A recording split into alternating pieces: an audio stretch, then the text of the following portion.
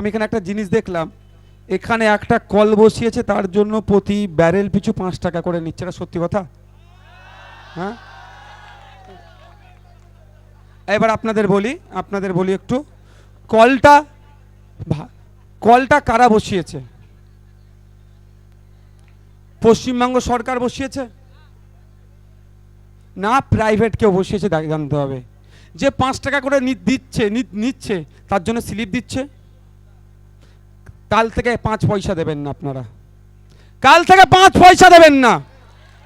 আর যে বেটা নিচ্ছে তার বিরুদ্ধে থানায় লিখিত কমপ্লেন করুন। সে যেই হোক, সে হাজী নুরুল ইসলামের খুব কাছের লোক হোক, বিধায়কের কাছের লোক হোক, আর মমতা ব্যানার্জি স্বয়ং হোক, বিনা স্লিপে 5টা পয়সা দেবেন না আপনারা। আপনাদের বলে যাই, আপনারা কান খুলে শুনুন। যদি এটা ট্যাক্সটা আমি আমার রাজ্য আমার দেশকে দিই 5 টাকা, কেন আমি হাসি মুখে 50 টাকা দেবো, কিন্তু কোনো দুর্নীতিবাজ তোলাবাজদের পকেট ভরানোর জন্য আমি 5 পয়সা দেবো না। আগামীকাল থেকে আপনারা 5 পয়সা দেবেন না।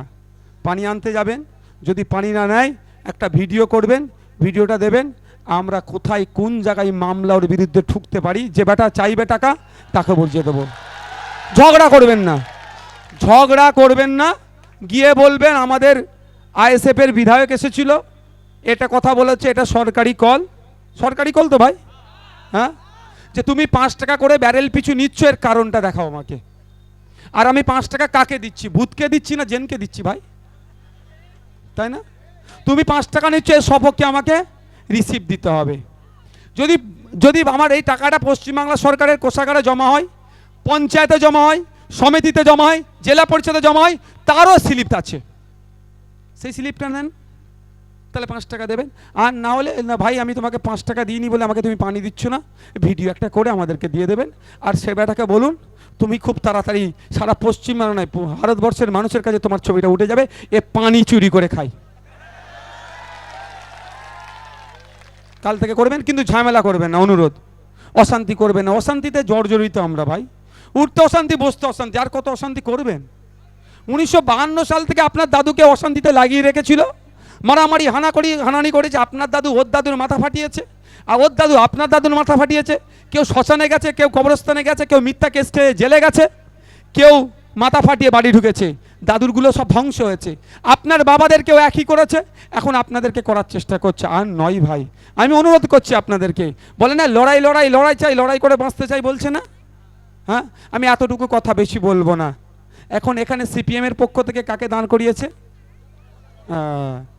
2016 সালের পর থেকে নিরাপদা বাবুকে এখানে খুঁজে পাওয়া গিয়েছিল। হ্যাঁ, সন্দেশখালীতে যখন যে মানুষগুলো সিপিএমকে ভোট দিয়েছিল তাদেরকে মাঝপথে ছেড়ে দিয়ে তিনি কোথায় চলে গিয়েছিলেন?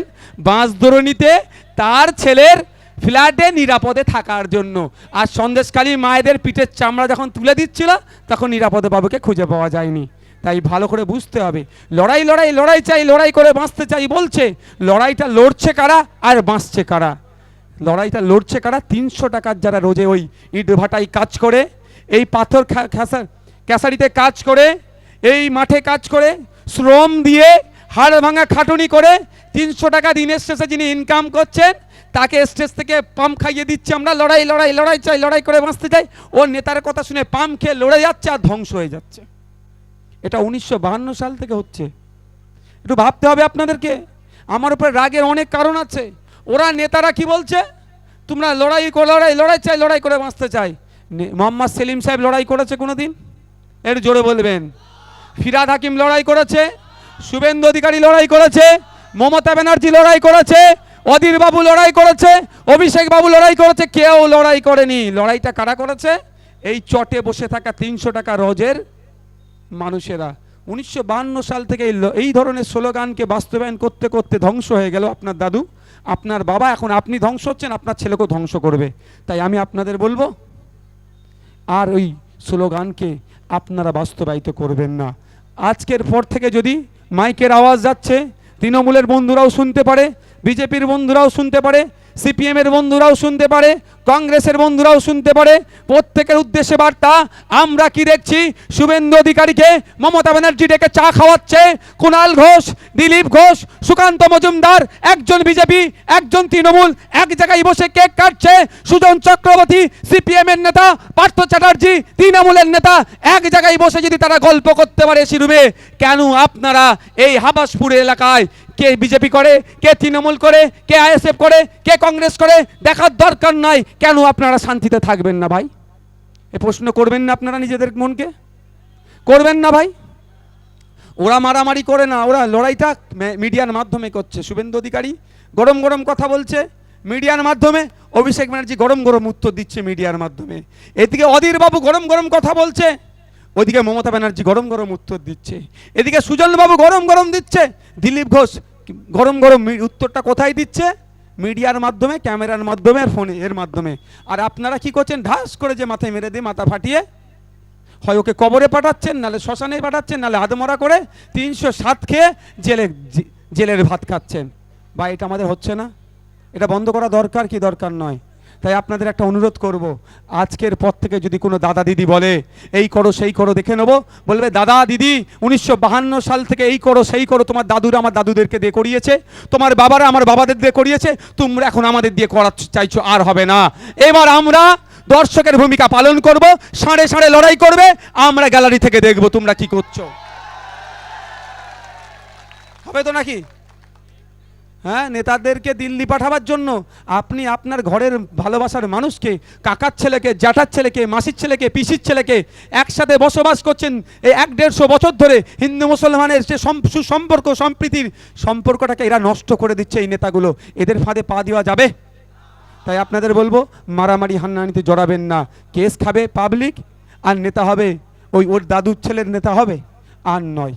এবার আপনাদেরকে ভাবতে হবে, আপনাদের জন্য ভাবতে হবে। অনেক মারামারি হানাহানি হয়েছে, বসিরহাট কোর্ট আর বাড়ি করা আছে আপনার দাদু একটা সময়, আপনার বাবাকে বসিরহাট কোর্ট আর বাড়ি করিয়েছে, এখন আপনাকে বসিরহাট কোর্ট আর বাড়ি করাচ্ছে।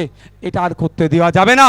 নেতারা জানে মারামারিতে জড়াবে না, কারণ মারতে গিয়ে যদি একদম মার্ডার হয়ে যায়, 302 ধারা আছে, ও জেল থেকে কবে বার হবে কোনো গ্যারান্টি নাই, 10-12 বছর যাবজ্জীবন জেল হয়ে যেতে পারে।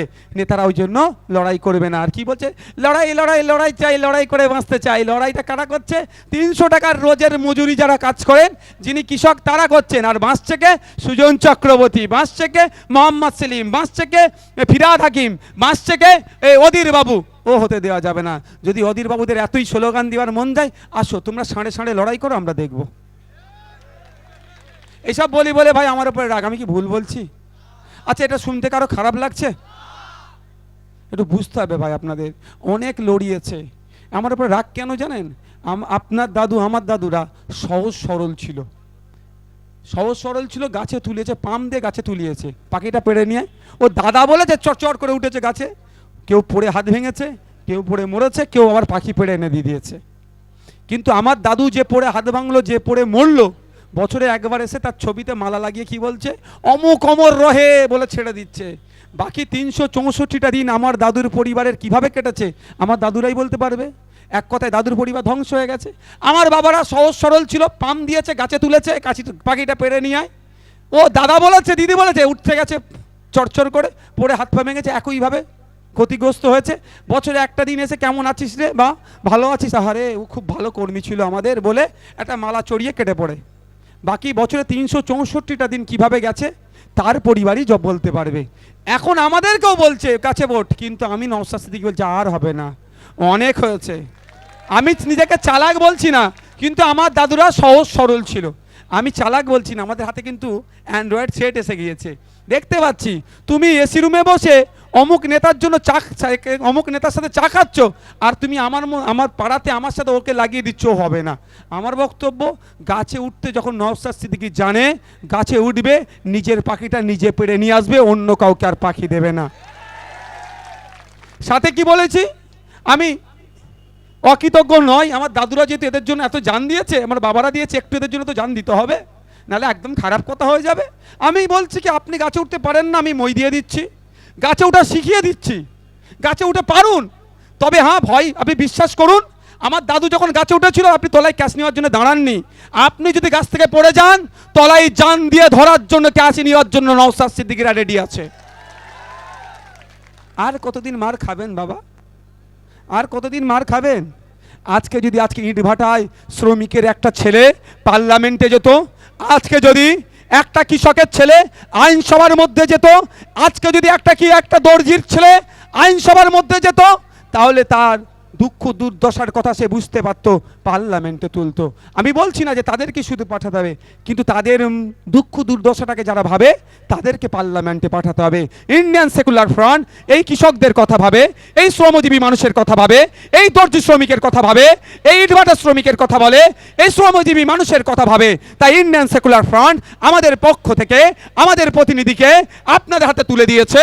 আপনারা যদি আগামী জুন মাসের 1 তারিখে খাম চিহ্নে ভোট দিয়ে পার্লামেন্টে পাঠান, আমি দায়িত্ব নিয়ে বলতে পারি যে সমস্যাগুলো আছে, 17 বারের এমপি আপনাদের হয়ে যতটা না কথা বলেছে, আমার একবারের এমপি আর তাদের থেকে অনেক বেশি কথা আপনাদের হয়ে বলবে, লড়াই করে আপনাদের সমস্যাগুলো সমাধান করার চেষ্টা করবে।